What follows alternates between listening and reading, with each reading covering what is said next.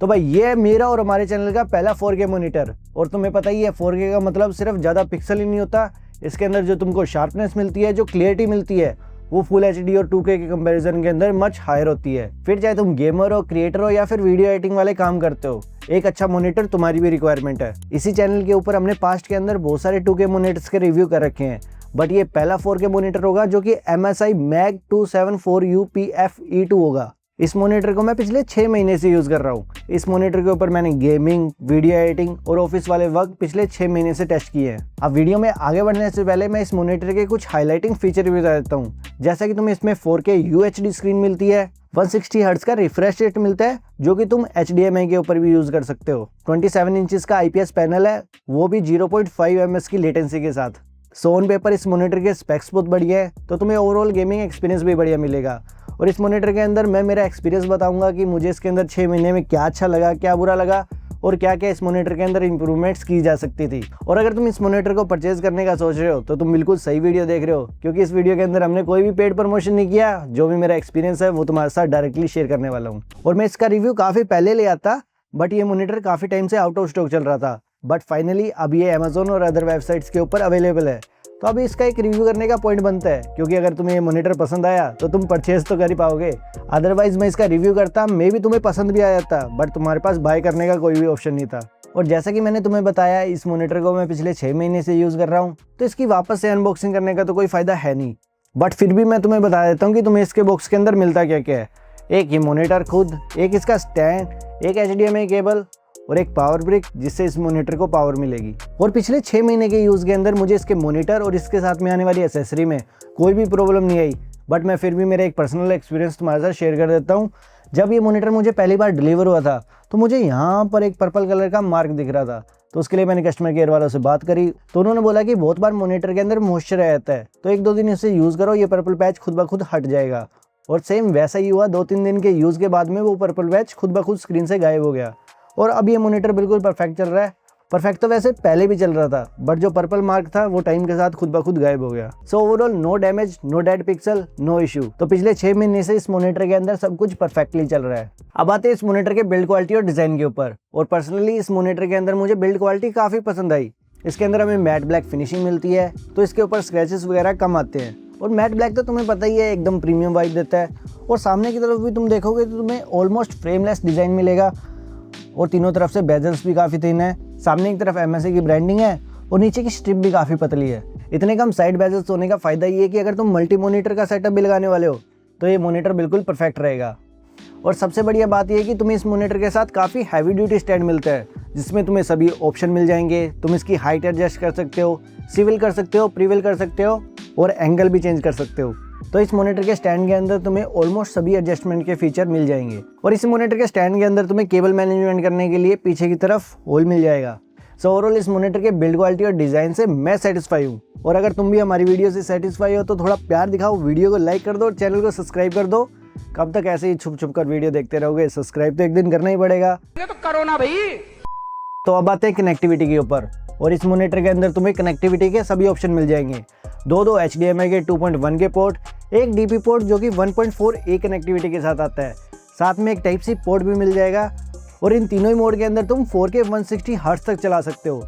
इस मॉनिटर के अंदर जो टाइप C पोर्ट दिया गया है वो 160 हर्ट्ज को तो सपोर्ट करता ही है, साथ में तुम इससे PD चार्जिंग भी कर सकते हो, बट इसके अंदर सिर्फ 15 वोल्ट का आउटपुट मिलता है। ज़्यादातर मॉनिटर के अंदर हमारे साथ ये प्रॉब्लम होती है कि जब भी हम उनको HDMI के थ्रू कनेक्ट करते हैं तो वो अपने मैक्स हर्ट्ज के ऊपर ऑपरेट नहीं करते, बट ये monitor 4K at 160 hertz on HDMI के ऊपर भी चलेगा, बस तुम्हारा लैपटॉप उसे सपोर्ट करना चाहिए। जैसा कि तुम देख सकते हो मेरे पास Asus का लैपटॉप है जो कि 4K 160 हर्ट्ज ऑन HDMI के ऊपर भी सपोर्ट कर रहा है। और ऑब्वियसली टाइप C और DP पोर्ट के ऊपर तो तुम 4K at 160 हर्ट्ज ले ही सकते हो। साथ में इस मॉनिटर के पीछे तुम्हें एक्स्ट्रा हेडफोन जैक मिल जाएगा, तो अगर तुम एक्स्ट्रा स्पीकर या फिर हेडफोन कनेक्ट करना चाहते हो तो तुम डायरेक्टली मॉनिटर के थ्रू भी कर सकते हो। और इसी मॉनिटर के बैक साइड के अंदर तुम्हें जॉयस्टिक मिल जाएगी, जिसकी हेल्प से तुम इस मॉनिटर के अंदर सभी बेसिक सेटिंग्स को चेंज कर सकते हो।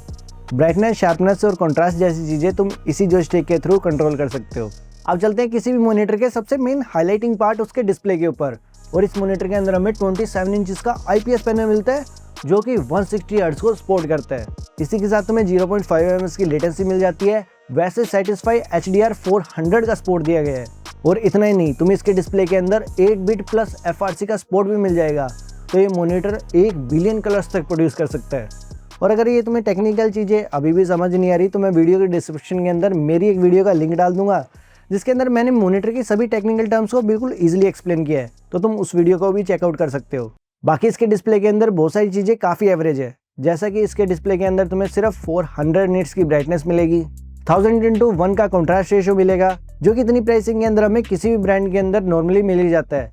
और 1000:1 का कॉन्ट्रास्ट रेशियो IPS पैनल के अंदर काफ़ी नॉर्मल है। VGA के अंदर तुम्हें इससे ज़्यादा कॉन्ट्रास्ट रेशियो मिल जाएगा। सो IPS पैनल के अंदर ओवरऑल कलर एक्यूरेसी बढ़िया होती है, व्यूइंग एंगल बढ़िया होते हैं, बट कॉन्ट्रास्ट रेशियो के अंदर VGA panel usually IPS panel के कंपैरिजन में बढ़िया परफॉर्मेंस देते हैं। IPS पैनल ओवरऑल परफॉर्मेंस के लिए बढ़िया है, फिर चाहे तुम गेमर हो, क्रिएटर हो या फिर वीडियो एडिटर हो, ये तीनों टास्क तुम्हें इजीली करवा देते हैं। VGA पैनल्स के अंदर इतनी ज़्यादा कलर एक्यूरेसी नहीं होती जितनी की तुम्हें IPS पैनल के अंदर मिलती है, इसीलिए IPS पैनल यूजुअली ज़्यादा पसंद किए जाते हैं। बस मैंने थोड़ा सा इस वीडियो के अंदर कॉन्ट्रास्ट रेशियो को लेकर IPS पैनल के अंदर क्लियर आउट करने का ट्राई किया है। जैसा कि तुम्हें पता ही है, किसी भी डिवाइस का गेमिंग टेस्ट करना हमारा सबसे फेवरेट पार्ट होता है, और पिछले 6 महीने से तो मैं यही चीज़ है जो सबसे ज़्यादा इस मॉनिटर के ऊपर कर रहा हूँ। तो इस मॉनिटर के ऊपर मैंने लास्ट 6 मंथ्स के अंदर काफ़ी गेम्स को ट्राई किया, GTA, call of duty, Valorant, Forza horizon जैसी गेम्स, और गेमिंग एक्सपीरियंस के मामले में मुझे इस मॉनिटर के अंदर कोई भी प्रॉब्लम नहीं आई। कलर काफ़ी शार्प थे, रिस्पॉन्स रेट काफ़ी कम था और फ्रेम रेट काफ़ी हाई था, बट इसकी ब्राइटनेस काफ़ी लिमिटेड थी, जो कि सिर्फ 400 निट्स तक जा रही थी। बट इंडोर के अंदर इसकी ब्राइटनेस अच्छे से काम चलाई देती है। जस्ट मेक श्योर करना कि अगर हो सके तो तुम इस मॉनिटर के अंदर थोड़े से डार्क एनवायरनमेंट के अंदर गेमिंग करो। अगर तुम्हारे रूम के अंदर विंडो ओपन है या फिर डायरेक्ट सनलाइट आ रही है तो तुम्हें उसके अंदर इसकी ब्राइटनेस थोड़ी सी कम लगेगी। सो ओवरऑल मैं इसके गेमिंग एक्सपीरियंस से काफ़ी खुश हूँ। जस्ट मेक श्योर करना कि अगर तुम्हें भी इसी लेवल की परफॉर्मेंस चाहिए तो तुम्हारे CPU के अंदर भी थोड़ा सा दम हो कि वो उसको 4K at 160 हर्ट्ज के ऊपर पूरा अच्छे से चला सके। अगर तुम्हारा PC दम तोड़ने वाला है और तुम उसके ऊपर 4K का मॉनिटर ऐड कर देते हो, उस सिचुएशन के अंदर मॉनिटर का कोई भी फॉल्ट नहीं होगा। बस तुम्हारा PC ऐसा है जो कि 4K सपोर्ट नहीं कर सकता, ना ही उसको इतने ज़्यादा हर्ट्ज दे सकता, ना ही तुम्हें उसके अंदर इतना बढ़िया गेमिंग एक्सपीरियंस मिलने वाला। इन शॉर्ट, अगर तुम 4K का मॉनिटर ले रहे हो और 160 हर्ट्ज के ऊपर चलाना चाहते हो तो तुम्हारे PC के अंदर भी उसी लेवल का हार्डवेयर होना चाहिए। सो मैं इस मॉनिटर के अंदर गेमिंग से लेकर वीडियो एडिटिंग और ऑफिस वर्क तक बिल्कुल सेटिस्फाई हूँ। मुझे इसके अंदर कलर एक्यूरेसी भी सही लगी, शार्पनेस भी सही लगी, और ओवरऑल एक्सपीरियंस मेरे इस मॉनिटर के साथ काफ़ी बढ़िया था। मुझे पता है तुम में से कुछ लोगों को ये वीडियो थोड़ी सी सेल्सी लगेगी कि ये मॉनिटर की कुछ ज़्यादा तारीफ कर रहा है, और अगर अभी भी तुम में से किसी को लग रहा है कि ये वीडियो सेल्सी है तो भाई ये भी खुद के पैसों से लिया है और वो मॉनिटर भी खुद के पैसों से लिया है। दोनों 4K मॉनिटर है और पिछले 6 महीने से यूज़ कर रहा हूँ। और वैसे भी हम तो चाहते ही हैं कि ब्रांड्स खुद आकर हमारी वीडियोस को स्पॉन्सर करे। कब तक ऐसे ही खुद के पैसे लगा लगा कर तुम्हारे लिए महंगे महंगे गैजेट्स के रिव्यू करते रहेंगे। इसको भाई कार्ड देना, वीडियो में डालना। तो ये था भाई इस मॉनिटर का ओवरऑल रिव्यू, जो कि मेरा पर्सनल एक्सपीरियंस था। इस वीडियो के अंदर मैं ज़्यादा टेक्निकल टर्म्स के अंदर नहीं गया, जो भी मेरा एक्सपीरियंस था मैंने तुम्हारे साथ शेयर कर दिया। बट अगर तुम्हें अभी भी लगता है कि मैंने इस मॉनिटर के अंदर से कोई भी पार्ट को मिस आउट कर दिया है, या फिर तुम्हारे पास इसी प्राइस पॉइंट के अंदर इससे बढ़िया मॉनिटर है, तो तुम उसको कमेंट सेक्शन के अंदर डाल दो।